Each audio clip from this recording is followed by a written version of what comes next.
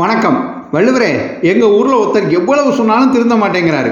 ஒன்றுக்குமே உபயோகம் இல்லாத விஷயங்களை பேசி அவர் பொழுது வீணாக்கிறதோட நம்ம பொழுதையும் பொழப்பையும் கெடுக்கிறாரு. அவரை என்ன செய்யலாம் வள்ளுவரே?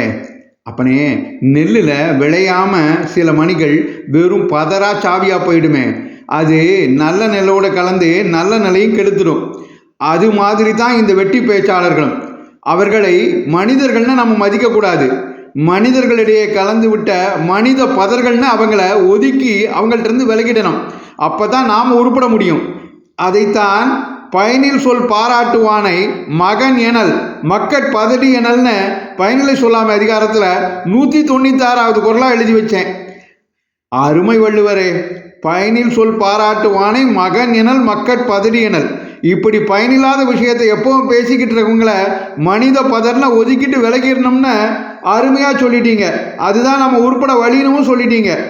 நன்றி வள்ளுவரே. இந்த பகுதி உங்களுக்கு பிடித்திருந்தால் மற்றவர்களுக்கும் பகிருங்கள். திருக்குறள் தெளிவாம் பகுதியை தொடர்ந்து கேட்க பாரதமணி திருநாளை சேனலை சப்ஸ்கிரைப் செய்யுங்கள். நன்றி, வணக்கம், ஜெய்ஹிந்த்.